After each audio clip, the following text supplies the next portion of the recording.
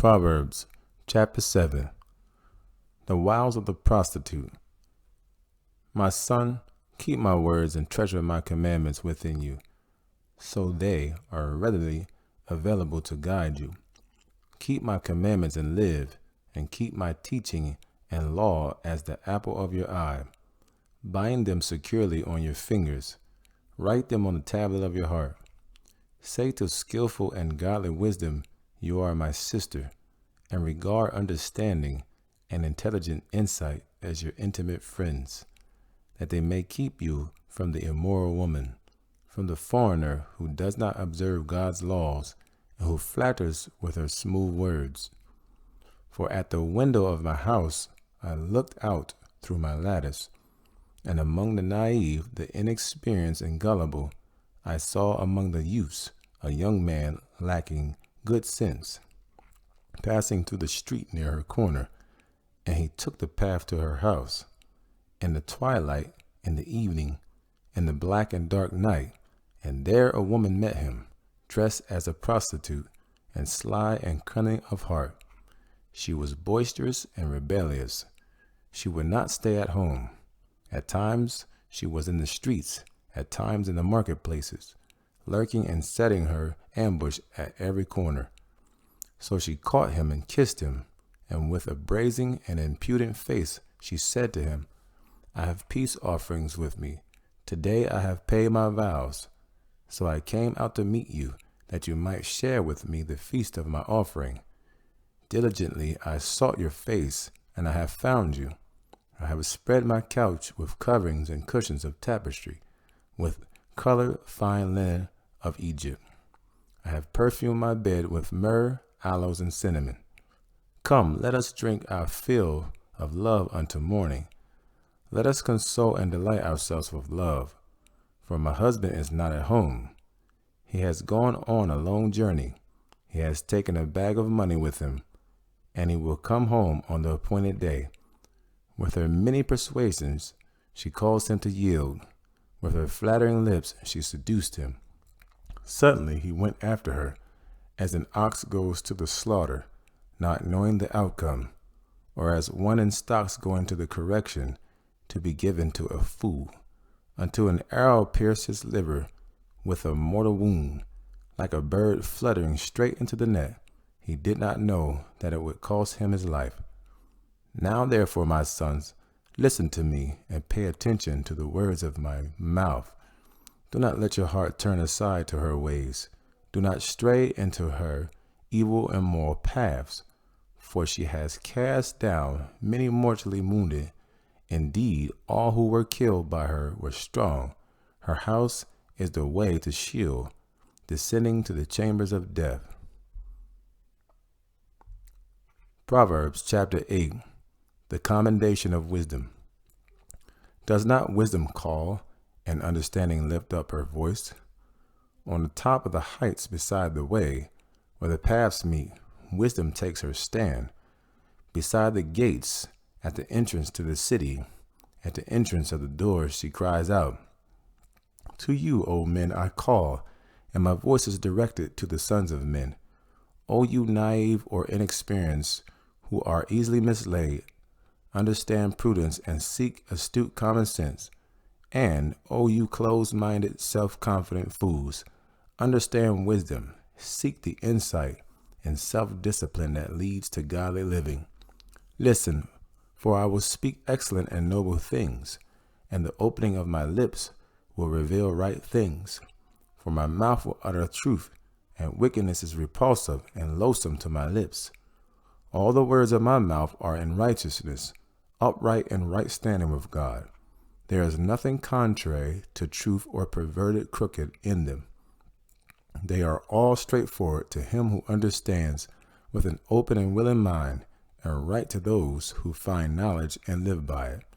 Take my instruction rather than seeking silver, and take knowledge rather than choicest gold. For wisdom is better than rubies, and all desirable things cannot compare with her. I, godly wisdom, reside with prudence and good judgment, moral courage and astute common sense, and I find knowledge and discretion. The reverent fear and the worshipful All of the Lord includes the hatred of evil, pride and arrogance, and the evil way, and the perverted mouth I hate. Counsel is mine and sound wisdom. I am understanding, power, and strength are mine. By me kings reign and rulers decide and decree justice. By me princes rule and nobles, all who judge and govern rightly. I love those who love me, and those who seek me early and diligently will find me. Riches and honor are with me, enduring wealth and righteousness, right standing with God. My fruit is better than gold, even pure gold, and my yield is better than choicest silver. I, wisdom, continuously walk in the way of righteousness, in the midst of the paths of justice, that I may cause those who love me to inherit wealth and true riches, and that I may fill their treasuries.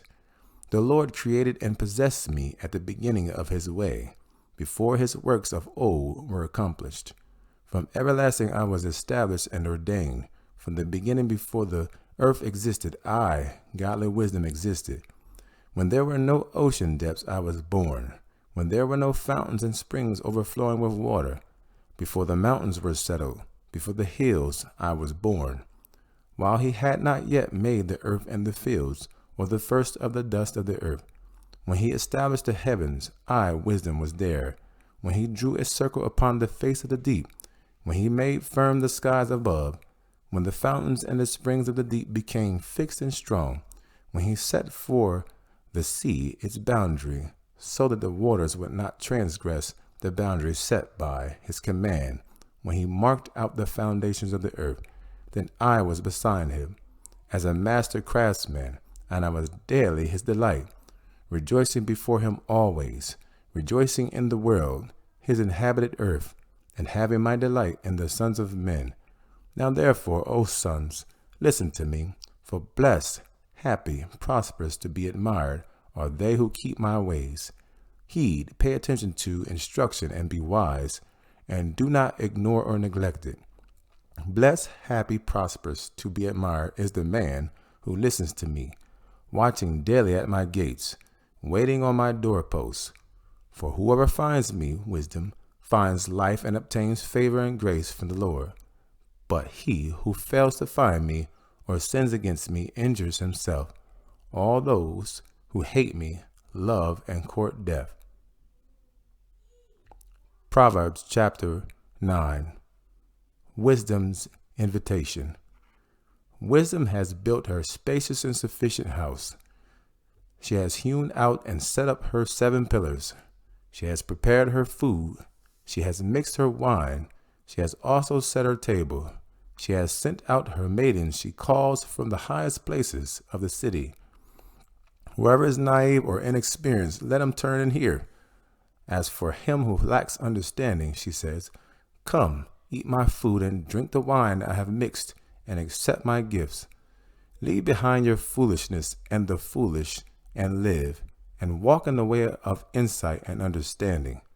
He who corrects and instructs a scoffer gets dishonor for himself, and he who rebukes a wicked man gets insults for himself.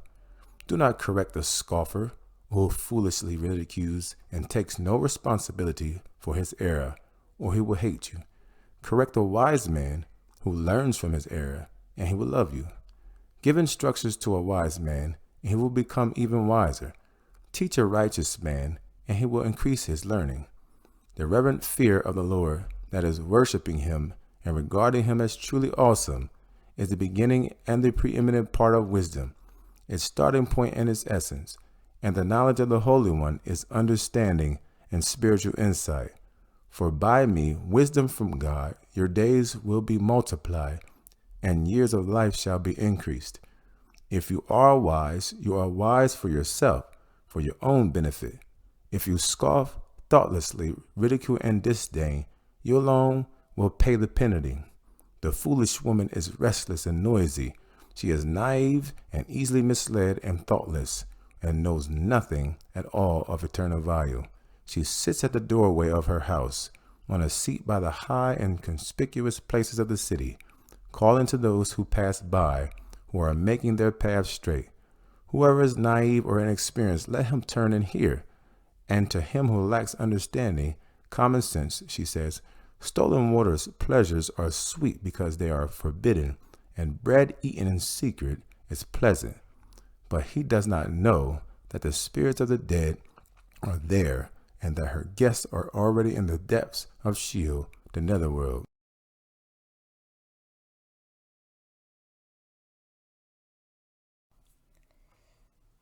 Thank you for watching this channel. Please like, share, comment, subscribe, and don't forget to select the notification bell. This will help us draw all men to Jesus.